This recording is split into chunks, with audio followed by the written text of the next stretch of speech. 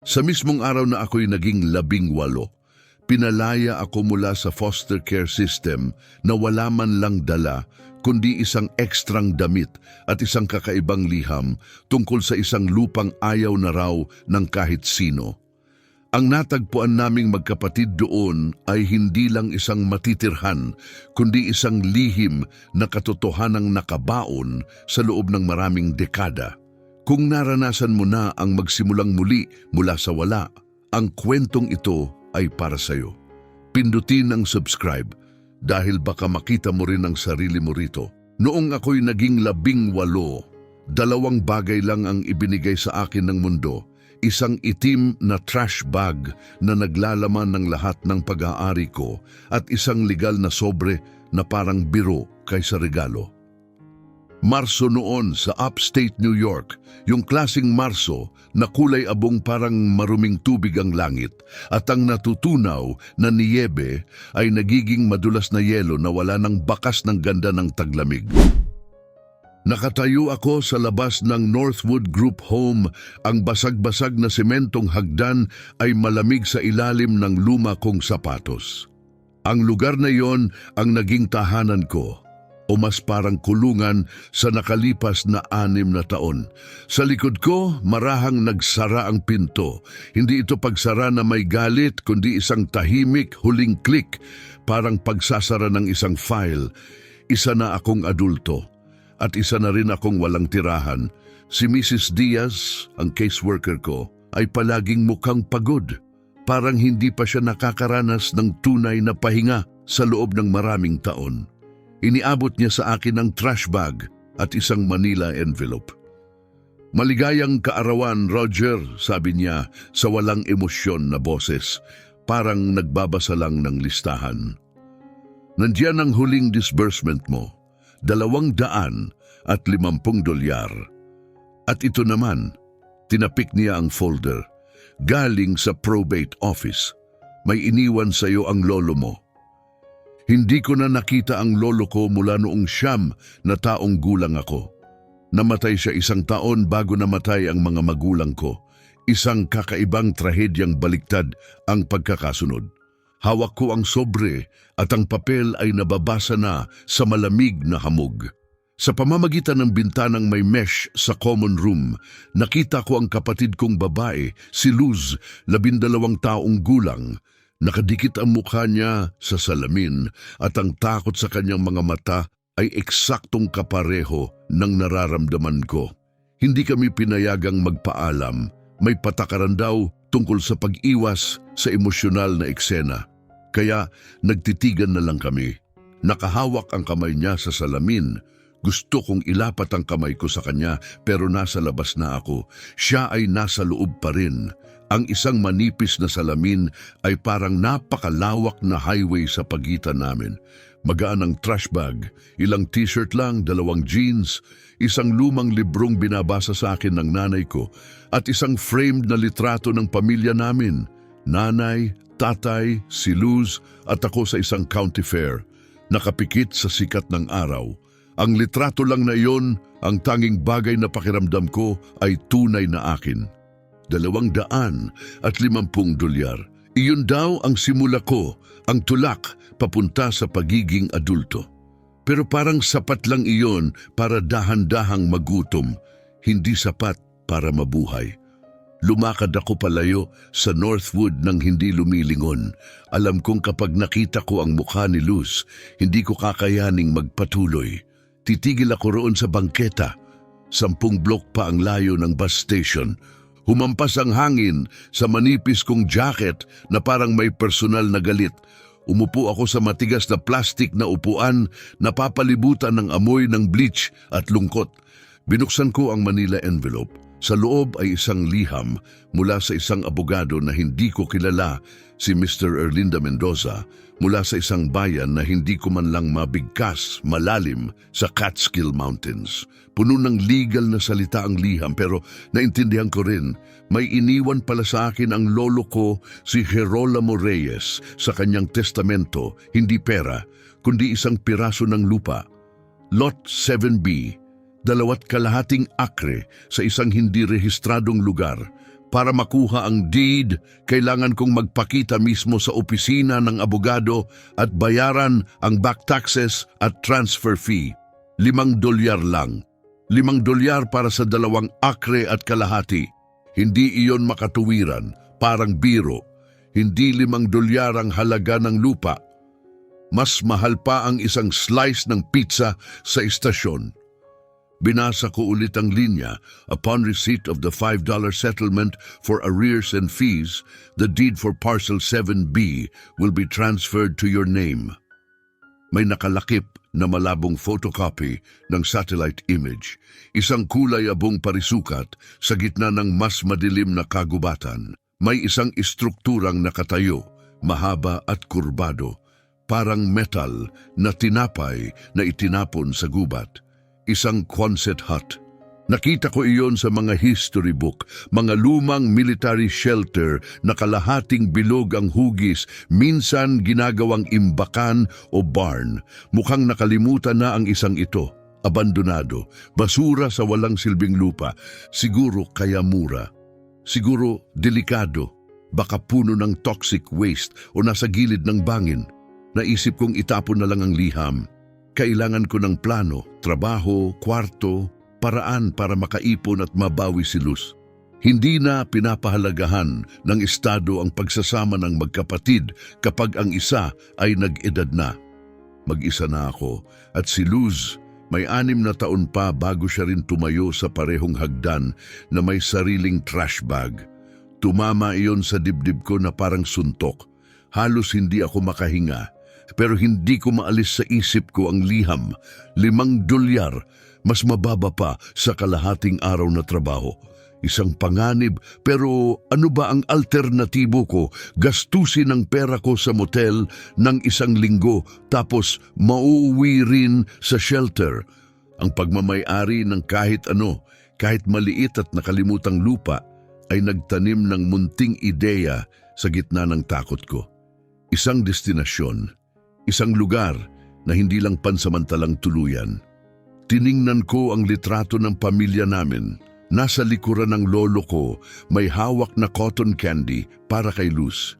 Tahimik siyang tao, may mababait na mata. Hindi siya yung tipo na magbibiro ng malupit. Siya ay karpintero, isang tagapagtayo. Amoy niya ay lagari at pipe tobacco. Tinuruan niya akong magtali ng buhol at magbasa ng kompas. Practical siya, may dahilan ito. Tumawag ang loudspeaker para sa bus ko. Papunta iyon sa syudad, papunta sa shelters, sa hirap sa buhay na palaging ibinabala sa akin. Sa kabilang platform, may isa pang bus na nakahinto. Nakalista ang ilang maliit na bayan. Isa sa mga pangalan ay tugma sa letterhead ng abogado. Iyon na, isang tunay na pagpili. Ang unang pagpili ko sa loob ng maraming taon. Sumunod sa inaasahang paghihirap o tumalon sa $5 na hindi alam kung saan hahantong. Tumayo ako, nanginginig ang mga binti at lumakad papunta sa counter, pasan ang trash bag. Bumili ako ng one-way ticket papunta sa isang bayang hindi ko pa kailanman nakita para angkinin ang lupang marahil ay walang halaga. Padalos-dalos. Kahibangan at iyon ang pinakamagandang desisyong nagawa ko. Sinubukan kong gawing maganda ang tunog nito para sa kanya at para rin sa sarili ko. Isang totoong lugar ito, May. Sa atin ito may gusali pa na nga roon. Gusali? Tanong niya. Parang bahay. Medyo sagot ko pilit na hindi nagsisinungaling pero ayaw ko ring durugin ang pag-asa niya. Matibay siya. Metal ang gawa. May katahimikan sa linya. Naiisip ko siyang sinusubukang ilarawan ito sa isip, pinupunan ang mga puwang. May bubong ba? Oo, sabi ko, sabay bitaw ng munting tawang basag at hindi tunay. Sa totoo lang, halos puro bubong lang siya. Malayo ba? Oo, malayo pero aayusin ko. Gagawin kong totoong tahanan tapos babalikan kita. Pangako. Isang napakalaking pangako iyon at alam naming pareho na baka hindi ko ito matupad. 18 lang ako, halos walang pera at may lupang walang may gusto. Ang legal na proseso para makuha ang kustodiya ng kapatid ko ay parang pag-akyat sa bundok na hindi ko pa man lang nakikita. Pero kailangan kong sabihin, kailangan niyang marinig. Alam ko, bulong niya, mag-ingat ka, Roger. Ikaw rin, May, mahal kita. Mahal din kita. At natapos ang tawag. Nakatayo ako sa nagyayelong hangin, hawak pa rin ang receiver habang ang mapurol na tono ay umuugong sa tenga ko na parang babala. Ang pangakong binitiwan ko ay bumigat sa balikat ko. Hindi na ito tungkol sa akin lang. Ngayon, lahat ng gagawin ko ay para sa kanya. Ang opisina ng abogado ay nasa pangunahing kalsada ng isang bayang parang natigil sa panahon. Mga lumang gusaling ladrilyo at bato ang nakahanay, ang mga karatulay kupas na sa araw at mga taon.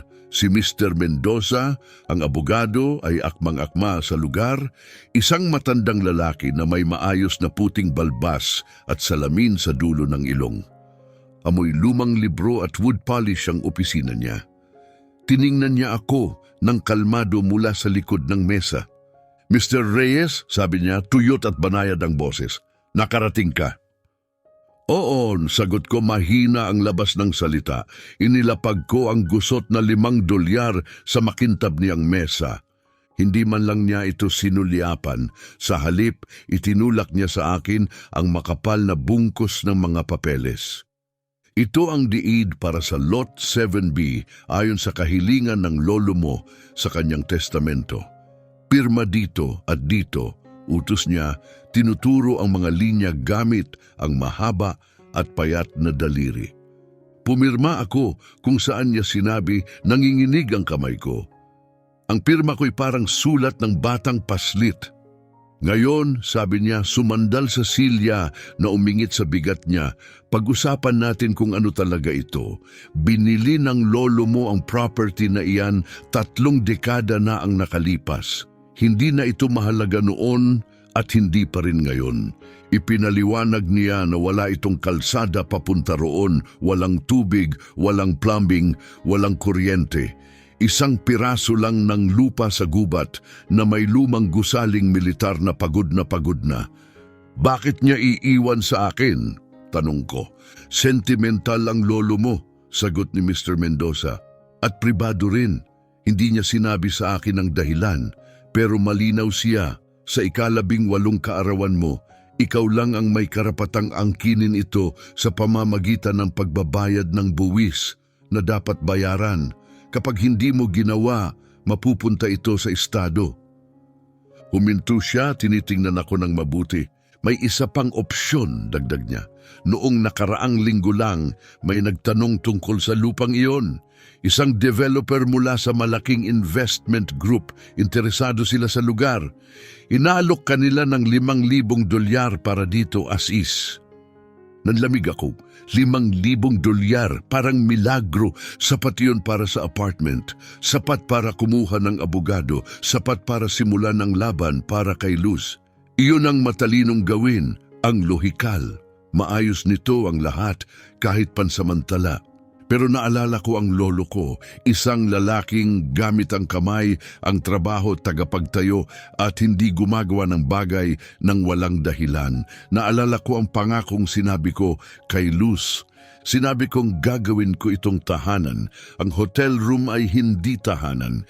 Binibili nila ang mga lupa sa paligid, patuloy ni Mr. Mendoza. Mga lumang lote tulad nito. Balita'y magtatayo sila ng resort, golf course. Siguro, matindi ang pagpupursige nila. Ang paraan ng pagbigkas niya sa pagpupursige ay parang babala. Ang $5,000 ay hindi kabutihang loob. Isa itong mababang alok para sa desperadong binatilyo. Hindi ito regalo. Pain ito. Hindi ko ibebenta, sabi ko.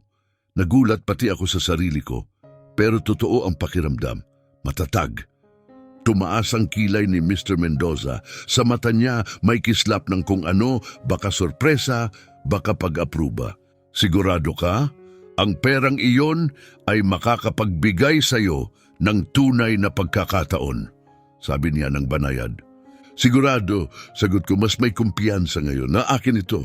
Gusto ko itong makita. Dahan-dahan siyang tumango, may munting ngiting na buo. Magugustuhan iyon ng lolo mo. Pagkatapos, iniabot niya sa akin ang isang malaking lumang susi na bakal. Mabigat ito, may mga ukit na paikot at bahagyang kinakalawang. Ito ang magbubukas ng padlock sa istruktura, sabi niya. Matagal na niya itong ibinigay sa akin at itinago ko. Iniabot din niya ang isang nanilaw na papel na may hand-drawn na direksyon. Sundan mo ang county road ng mga 3 milya. Malinaw ang mga direksyon. Lumiko sa isang dirt path na tinatawag na Old Miller Road at sundan ito hanggang sa tuluyan itong mawala. Mula roon, kalahating milya pa ang lalim papasok sa gubat ang property. Good luck, Mr. Reyes, sabi ng abogado habang tumatayo upang kamayan ako. Mas mahigpit ang handshake niya kaysa sa inaasahan ko. May kutob ako, nakakailanganin mo yon. Mas mahaba ang lakad kaysa sa akala ko. Palubog na ang araw.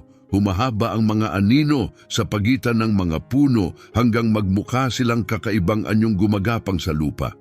Ang Old Miller Road ay hindi talaga kalsada, mas parang dalawang maputik na bakas lang na nawawala sa kagubatan ng matatangkad na pine at hubad na maple.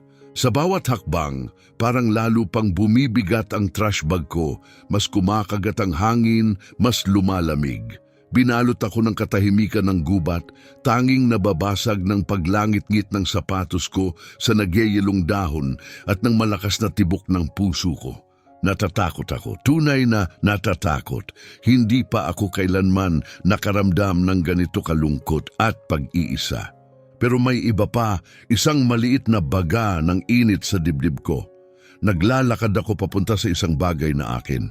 Maingat kong sinundan ang hand-drawn map, binibilang ang mga hakbang hanggang marating ko ang hanay ng gumuho-guhong pader na bato, mga labi ng panahong dito minamarkahan ng mga magsasaka ang kanilang lupa. Ayon sa mapa, ito ang hangganan ng property ko. Itinulak ko ang mga matinik na palumpong at doon ko ito nakita, ang Quonset hut. Mas malaki ito kaysa sa naisip ko at mas masama ang kondisyon. Nakayuko itong nakaupo sa isang clearing, parang higanting metal na kabibe na yupi-yupi. Ang kulay abong kurbadong pader ay puno ng kalawang na matingkad na kahel na parang may sakit ito, parang nabubulok. Ang malalaking pintuan sa harap ay puno ng gasgas at baluktot. Mga damo at batang puno ang tumubo sa paligid na parang unti-unting nilalamon ito ng gubat pabalik. Hindi ito mukhang ligtas, hindi ito mukhang masisilungan. Mukha itong iniwan na ng pag-asa. Nadurog ang loob ko, hindi ito tahanan, isa itong libingan. Inikot ko ang istruktura, basa at malambot ang lupa sa ilalim ng paa. May ilang makikitid at maruruming bintana sa taas ng kurbadong pader. Sobrang taas para masilip.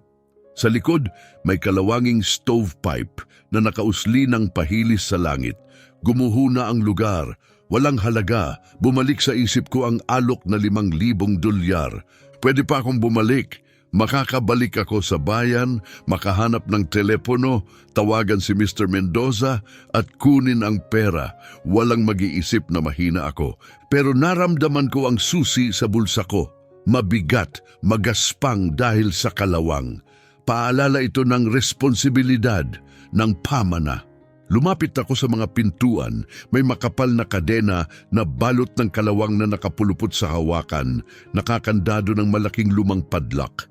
Mukhang dekada na itong naroon. Isinuksok ko ang susi, sumabit, naiipit. Sa isang saglit, akala ko hindi ito iikot, na ito na ang huling malupit na biro ng kwento. Sumandal ako, itinulak gamit ang lahat ng lakas ko. Sa masakit na langit-ngit ng metal na kumikiskis sa metal, nag-click ang kandado. Bumukas ito.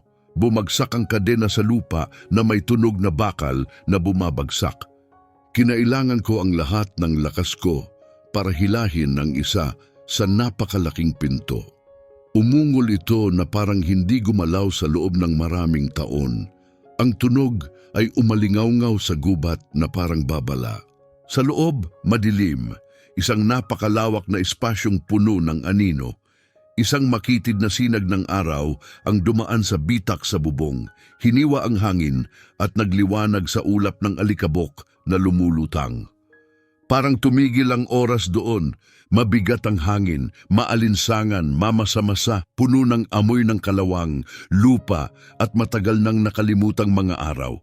Mukhang walang laman ang lugar, pero bigla sa gitna ng sinag ng liwanag may nakita ako. Isang kahong-kahoy, nakatayo lang doon, naghihintay.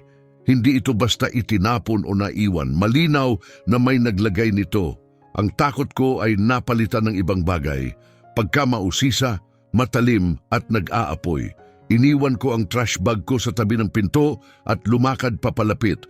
Bawat hakbang ay umuugong sa basag na sahig na semento. Ang kahon ay gawa sa lumang kahoy, umitim na sa edad, may hawakang lubid sa magkabilang gilid. Walang takip, bukas lang. Sumilip ako sa loob, puno ito ng mga garapong salamin, yung ginagamit sa home canning. Siksik sila sa dayami, bawat isa ay sealed ng wax. Sa una, inakala kong pagkain, jam, preserves, isang bagay na iniwan ng lolo ko dahil practical siya. May saysay iyon, pero nang buhatin ko ang isa, sobrang bigat. Hindi ito prutas o gulay. Sa loob ng garapon ay may bungkos, mahigpit na nakarolyong mga papel. Mas nilapitan ko. Pera, punong-puno ang garapon ng cash, mga lumang bills na nakabalot sa rubber band na nadurog sa paghipo ko. Nanigas ako, hindi makapaniwala. Binuksan ko ang isa pa, tapos isa pa. Pare-pareho, mga garapon ng pera. Napaupo ako nang bigla sa malamig na sahig, hindi na ako kayang buhatin ng mga binti ko. Hinila ko ang isang bungkos palabas, pumutok ang rubber band at bumuhos ang mga $20 bills sa kandungan ko. Malalambot, gamit na gamit, pero totoo. Nagsimula akong magbilang, isang bungkos, $1,000, may 20 bungkos sa garapon na iyon pa lang. At may mahigit 12 ng garapon, hindi ito maliit na tulong. Hindi lang ito lifeline, ito ay pagbabago. Isang ganap na ibang buhay, isang bagong simula. Hindi lang para sa akin, kundi para kay Luz. At pagkatapos, nang hindi ko sinasadya, natawa ako. Nagsimula ito bilang isang mahina, gulat na tunog, tapos lumakas, umaalingaw-ngaw sa mga kurbadong bakal na pader na parang may sariling buhay. Pagkatapos, nagbago ang tawa ko. Lumalim ito, bumigat.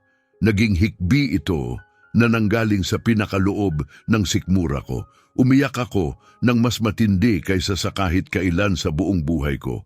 Umiyak ako para sa lahat ng pinagdaanan ko, ang mga taon sa foster system, ang pag-iisa, ang takot na naramdaman ko sa nakalipas na 24 na oras. Umiyak ako para sa mga magulang ko, para sa buhay na ninakaw sa amin. At umiyak ako para sa lolo ko, ang tahimik at praktikal na lalaki na kahit papaano ay nagtayo ng kakaibang, kalawanging silungan para sa akin, parang lihim na lifeboat na itinago sa kailaliman ng gubat. Hindi lang siya nag-iwan ng sirang gusali o nakalimutang lupa. Nag-iwan siya ng pagkakataon, pero habang nakaupo ako sa basag na sahig, napapalibutan ng mas maraming pera kaysa sa kaya kong iproseso, may napansin pa akong iba sa kahon. Sa ilalim ng huling patong ng dayami, may makapal na librong nakabalot sa balat. Isang journal, madilim at luma ang takip at nakaukit sa kupas na gintong letra ang mga salitang Gerolamo Reyes. Pangalan ng lolo ko. Binuksan ko ito. Ang unang pahina ay hindi journal entry, isang liham. Maingat at matatag ang sulat kamay niya, yung klase ng sulat na hinubog ng magagaspang na kamay. Sulat ng taong gumagawa at nagtatayo kaysa maraming magsalita. para ito sa akin. Roger, kung binabasa mo ito, ibig sabihin nakaabot ka sa 18. Ibig sabihin naging sapat ang lakas mo para makarating dito. At ibig sabihin din, hindi mo pinili ang madaling paraan. Alam kong hindi mo gagawin. Nasa iyo ang puso ng nanay mo at ang katigasan ng ulo ko. Magandang kombinasyon yon. Ang pagbabasa ng mga salita niya ay parang muling marinig ang boses niya. Malayo pero malinaw, parang alaala na umaalingaw-ngaw pabalik sa paglipas ng panahon. Ang lugar na ito marahil ay hindi kahanga-hanga, pero ang pera para iyon sa'yo at kay Luz. Lahat yon nang naipon ko. Pagkatapos mamatay ang lola mo, ipinagbili ko ang bahay at namuhay ng simple. Gusto kong magkaroon kayong dalawa ng isang matibay na bagay. Isang bagay na hindi kayang agawin ng kahit sino. Pero makinig kang mabuti, hindi pera ang pinakamahalagang ibinibigay ko sa iyo. Ang lupa ang pinakamahalaga, ang gusaling ito. Ito ang tahanan mo kung pipiliin mong gawin itong tahanan.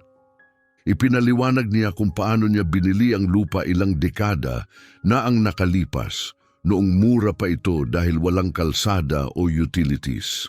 Alam niyang hindi ito kaakit-akit sa karamihan. Pero nakita niya ang hindi nakikita ng iba. Kahit noon pa man, may mga developer ng umaaligid, sinusubukang kunin ang lupa para sa isang malaking resort project. Binalaan niya ako na babalik sila. Iniisip nilang walang halaga ang lupang ito. Isinulat niya, mali sila. Huwag mong hayaang yurakan kanila, Roger. Iwawagayway nila ang pera sa mukha mo at ipaparamdam nilang napakalaking kayamanan iyon. Pero ang meron ka rito ay mas mahalaga kaysa sa kahit anong resort.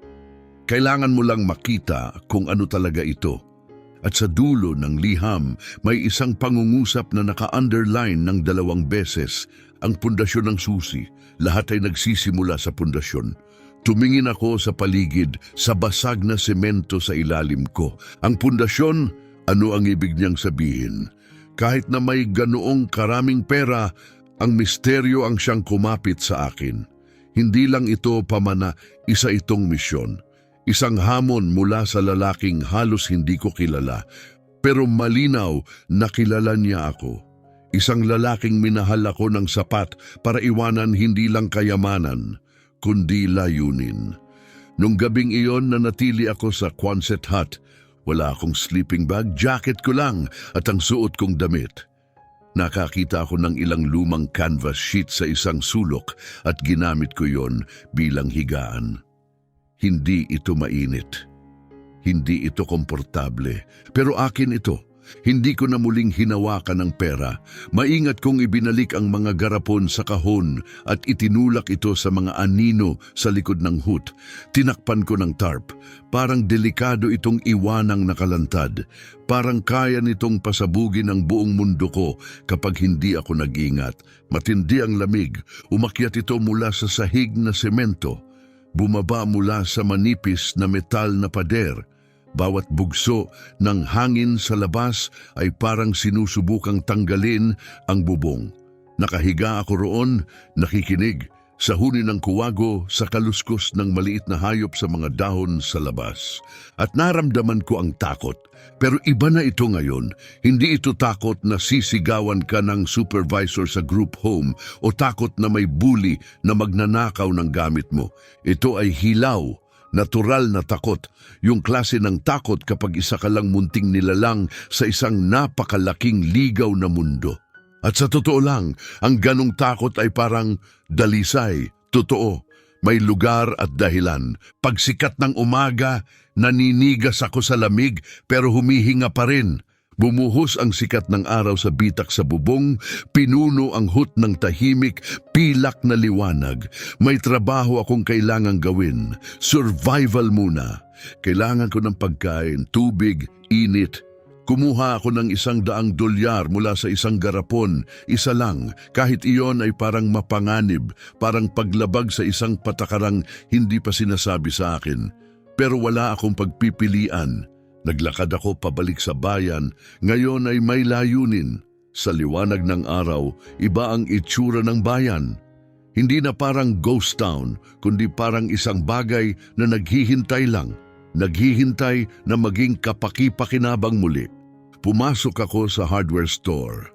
Amoy lagari, metal at langis. May matandang lalaki sa likod ng counter. Kulubot ang mukha pero mabait ang mga mata.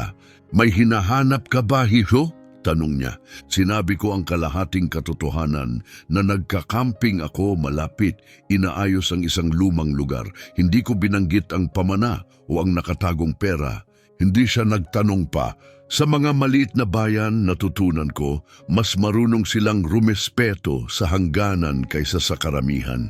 Tinulungan niya akong hanapin ang kailangan ko, isang matibay na palakol, handsaw, makapal na tarp, para takpan ang mga butas sa bubong, mga timba para sa tubig, propane stove at isang tunay na sleeping bag. Michael ang pangalan niya. Binigyan niya ako ng maliit na diskwento at tinawag itong welcome gift. Pagkatapos, dumaan ako sa lokal na market at bumili ng simpleng groceries, canned soup, peanut butter, tinapay, kape. Walang espesyal pero para sa akin parang luho na iyon.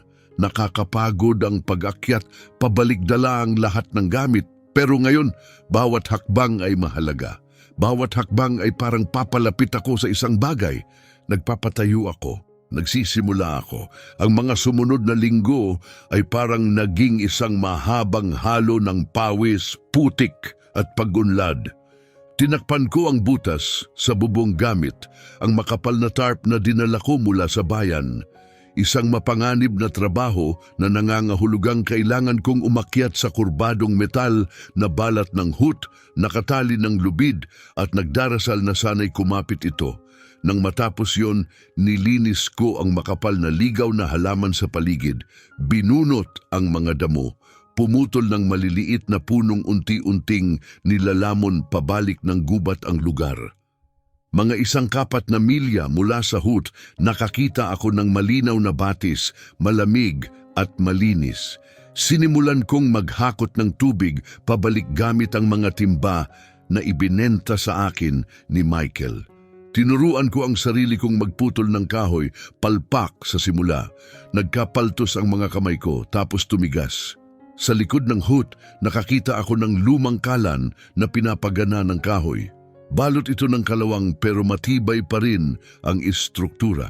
2 buong araw kong nilinis ito, pinakintab bawat bahagi at naglagay ng bagong tubo sa butas kung saan kinain na ng kalawang ang lumang stovepipe. Nung gabing iyon, nagsindi ako ng unang apoy ko. Ang init na pumuno sa espasyo ay parang mahika. Itinaboy nito ang lamig, ang basa at ang kawalan. Sa unang pagkakataon, hindi na parang lata lang sa gubat ang Quonset hut, parang tunay na silungan na tinatawagan ko si Luz tuwing ilang araw mula sa payphone ng bayan. Kinukwento ko sa kanya ang lahat, ang bubong, ang kalan, ang kagubatan. Pero hindi ko kailanman binanggit ang pera. Ang lihim na iyon ay masyadong malaki, masyadong delikado para ipagsapalaran sa isang pampublikong linya. Pero ramdam niyang may nagbago. Iba na ang tunog mo, Roger, sabi niya isang gabi. Paano? Tanong ko. Hindi ko alam, parang mas matanda, hindi na ganong takot. Takot pa rin ako, mamin ko, pero magandang klase na ngayon. 1 buwan matapos akong dumating, pinabalik ako ni Mr. Mendoza sa bayan. May liham na dumating sa opisina niya. Nakaprint ito sa makapal at mamahaling papel. May magarbong logo ng tuktok ng bundok. Ang kumpanya, Summit Creek Estates. Ang bagong alok nila, 25,000 dolyar. Nagiging seryoso na sila, sabi ni Mr. Mendoza habang binabasa ko.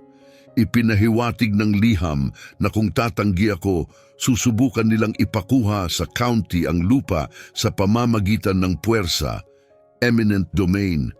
Sinabi nilang ang hindi inayos na istruktura ko ay isang pampublikong pangit na tanawin, isang panganib sa kalusugan. Hindi ito alok, isa itong banta na binalutan ng magalang na salita. Gusto nilang matakot ako. Ang dating ako, yung batang lumabas ng group home na may trash bag at 200, at 50 dolyar. Matataranta sana. Pipirma siya agad at mawawala na lang. Pero hindi na ako yung batang yon. Isa na akong taong nagputol ng kahoy, naghakot ng tubig, nagtakip ng bubong, at nakahanap ng init sa lugar na akala ng iba ay walang laman. Itinabi ko ang liham. Ano ang ibig sabihin ng lolo ko? Tanong ko, nung sinabi niyang ang pundasyon ang susi. Sumandal si Mr. Mendoza, nag-iisip. Hindi ko masasabing sigurado, sabi niya. Pribadong tao si Girolamo, pero alam kong isa siyang master carpenter. Bago iyon, isa siyang stonemason. Nagtrabaho siya sa maraming lumang proyekto ng State Dam, naiintindihan niya ang lupa. Kung sinabi niyang mahalaga ang pundasyon, malamang literal ang ibig niyang sabihin. Bumalik ako sa hut na nag-aapoy ang ideyang iyon sa isip ko. Ang pundasyon, ang slab ng semento kung saan nakapatong ang hut, may ilang bitak pero karaniwan lang ang itsura. Buong araw akong gumapang sa sahig, nililinis ang dumi, hinihipo bawat pulgada. Malapit sa likod, bahagyang nakatago sa likod ng kalan na inilagay ko, nakita ko ito. Isang tuwid na linya, hindi bitak, kundi eksaktong siam, 4 na talampakan ng lapad, bumubuo ng perpektong parisukat, isang nakatagong pinto. Bumilis ang tibok ng puso ko. Hinanap ko ang hawakan, ang latch. Wala. Parang walang hiwa. Halos 1 oras bago ko naintindihan. Counterweight design pala. Isinalpak ko ang mahabang kahoy sa ilalim ng isang gilid, itinulak pababa gamit ang buong bigat ko. At sa wakas, sa tunog ng pagngit-ngit at pag-ungol, umangat ang slab. Sa ilalim nito bumukas ang parisukat na butas sa semento. Isang hagdang gawa sa bakal na rebar ang nawawala sa dilim. Umakyat ang malamig at mabasang hangin mula sa lupa. Isang lihim na cellar. Kinuha ko ang flashlight at bumaba. Maliit ang cellar, tuyo at maingat ang pagkakagawa. Ang mga pader ay gawa sa perpektong pinagdugtong na fieldstones. Malinaw na gawa ng lolo ko. Sa gitna, may nakataas na pedestal na bato at sa ibabaw nito, isang malaking metal lockbox. Katabi nito, isang sealed na garapon na salamin na may isa pang liham sa loob. Binuksan ko. Roger, kung nahanap mo ito, ibig sabihin nakikinig ka. Mabuting lalaki, hindi ko itinayo ang lugar na ito para lang itago ang pera. Hindi ko lang gustong bigyan ka ng bubong. Itinayo ko ang hut na ito sa eksaktong lugar na ito dahil may dahilan. Mabilis kong in-scan ang pahina. Napigil ang hininga ko. Noong nakaraan, nagtrabaho ako sa Geological Survey Team ng Estado. Minapa namin ang buong rehiyong ito. Karamihan ng bato rito ay walang halaga, shale at granite. Pero sa ilalim ng gulod na ito may kakaiba. Isang malalim na aquifer. Isa sa pinakamalinis na spring water sa buong estado. Itinago ng gobyerno ang resulta ng survey. Ayaw nilang magkaroon ng land rush, pero hindi ko nakalimutan ang lokasyon. Ang lupang ito ay direktang nasa ibabaw ng aquifer. At ang water rights ay hindi kailanman nahiwalay sa deed dahil walang nakakaalam na umiiral ito. Hindi mo lang pag-aari ang lupa, Roger. Pag-aari mo rin ang nasa ilalim nito, lahat. Naupo ako sa malamig na sahig na bato, tulala. Nanginig ang mga kamay ko. Tubig. Hindi lupa ang habol ng Summit Creek. Tubig ang habol nila. Ang plano nilang resort, golf course. Kailangan ng napakalaking pribadong supply ng tubig. Akala nila wala akong alam sa ilalim ng mga paa ko. Nag-aalok sila ng 25,000 dolyar para malinlang akong ibigay ito. Sa loob ng lockbox ay ang lahat ng kailangan ko. Personal na kopya ng lolo ko ng geological reports, water tables, isang legal opinion mula sa water rights specialist na nagpapatunay na ang aquifer ay pag-aari ng may-ari ng Parcel 7B. 3 dekada itong pinaghandaan ng lolo ko. Hindi lang siya nagtayo ng hut, nagtayo siya ng kuta. Pinoprotektahan niya ang kinabukasang pinaniniwalaan niyang kaya pa naming makuha ni Luz. Ang unang tumama sa akin ay galit. Mainit, nag-aapoy na galit. Akala nila isa lang akong desperadong bata na walang pagpipilian. Akala nila mabibili nila ako bago ko pa malaman ang tunay kong hawak.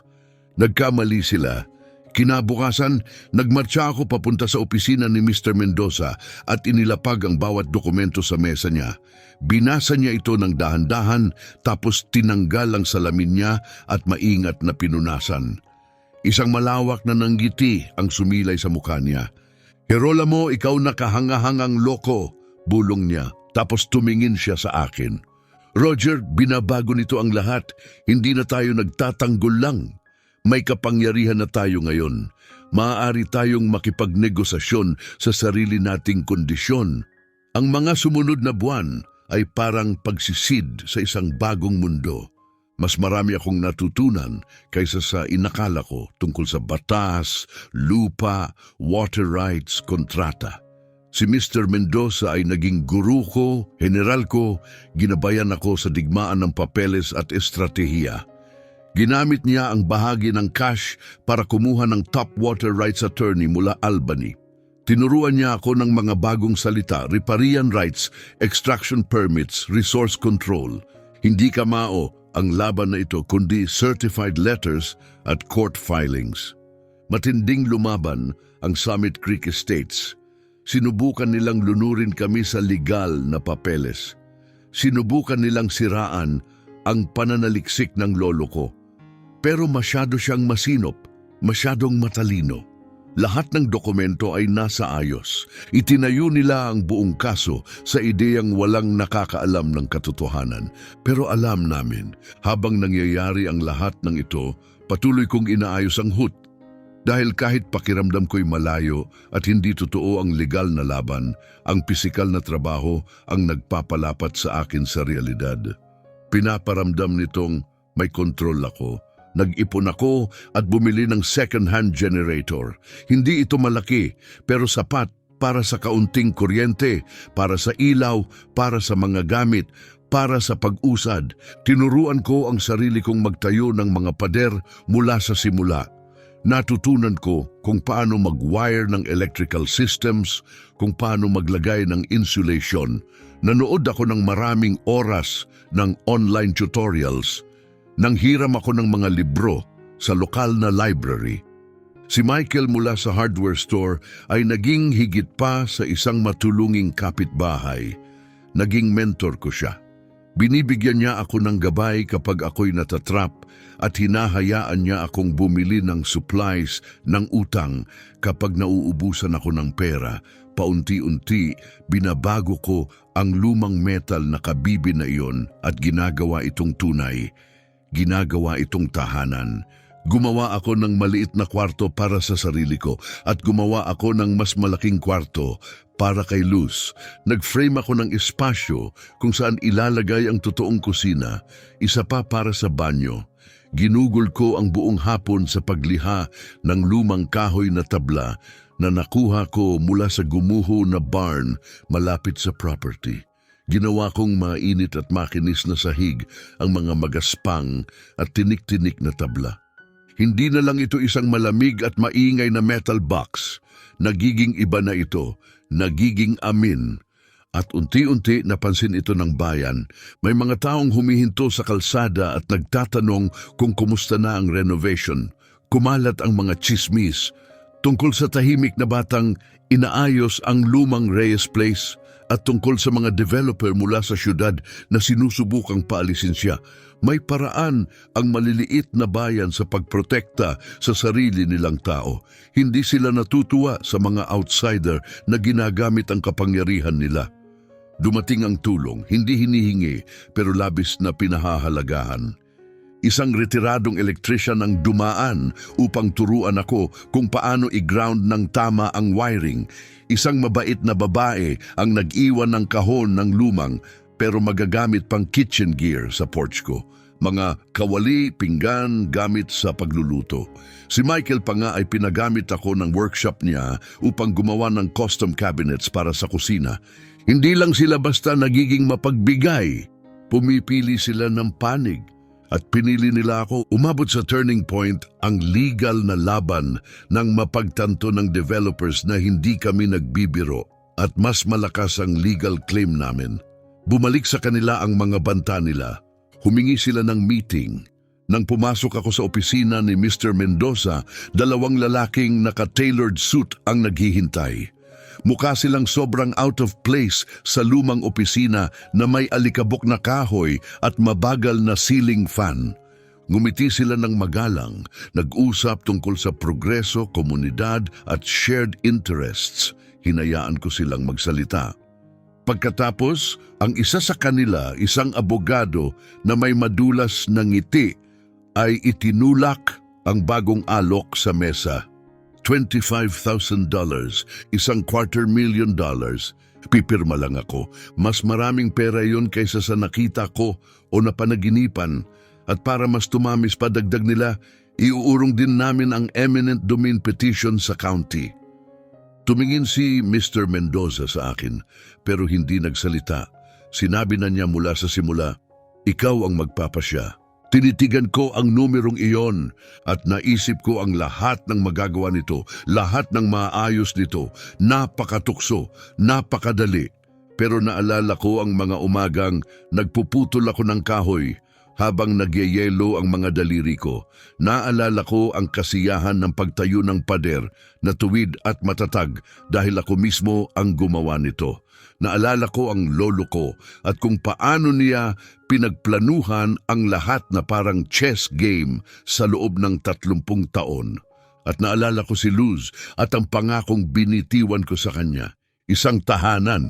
Hindi, sabi ko, napakurap ang 2 lalaki, kumislot ang ngiti ng abogado. Pasensya na, Hindi, inulit ko. Hindi ko ibebenta ang lupa, hindi ko ibebenta ang water rights.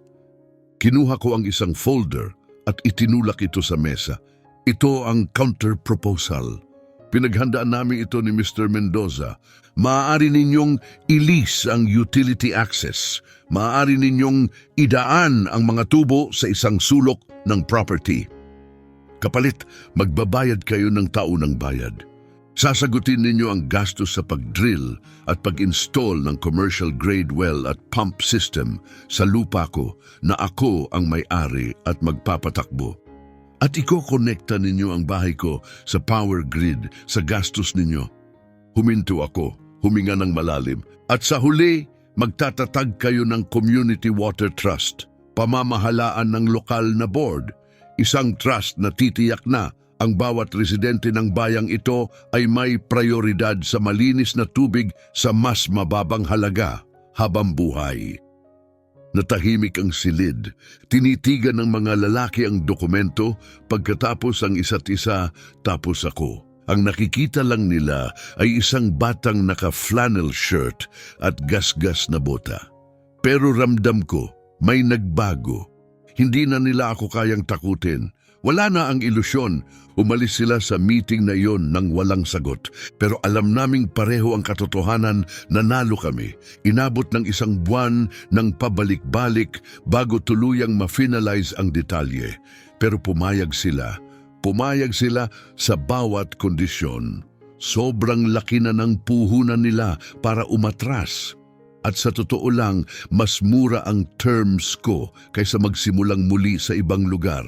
Negosyo ito, pero hindi ang klaseng inaasahan nila. Nung araw na pinirmahan namin ang kontrata, hindi ko naramdaman ang pagdiriwang. Ang naramdaman ko lang ay katahimikan. Naglakad ako pabalik sa ang hut ko, ang tahanan ko. Natapos ng power company ang hookup noong nakaraang araw. Inabot ko ang switch malapit sa pinto at sa unang pagkakataon lumiwanag ang buong espasyo. Maliwanag, malinaw, matatag. Hindi na kumikislap na apoy ng lampara o sinag ng araw sa bitak ng bubong. Tunay na ilaw, may trabaho pa rin kailangang gawin. Palaging may trabaho. Pero ngayon, tahanan na ito. Nung tag-init na iyon, sa wakas, nag-file ako para sa kustodiya ni Luz. At hindi ako nagpunta sa korte ng mag-isa. Nandoon si Mr. Mendoza sa tabi ko. Dumating si Michael mula sa hardware store. Dumating din ang kalahating dosenang iba pa mula sa bayan. Hindi lang sila nagpapakita ng pagiging magalang, nandito sila para sa akin. Hindi na ako basta foster kid, isang pangalan lang sa file na nag-age out sa sistema. May-ari na ako ng lupa ngayon, isang business owner sa technical na paraan.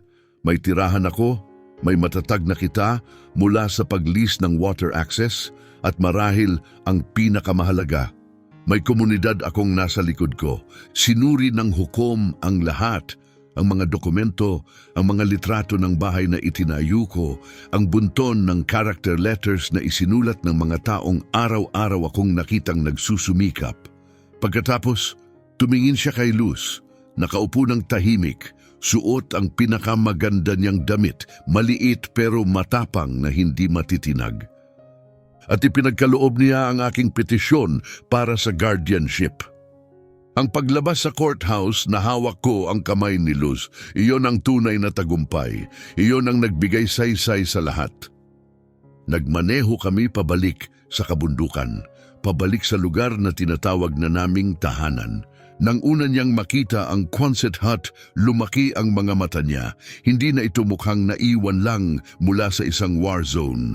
May bago na itong mga bintana, matibay na pintuan sa harap at maliit na kahoy na porch na katatapos ko lang gawin.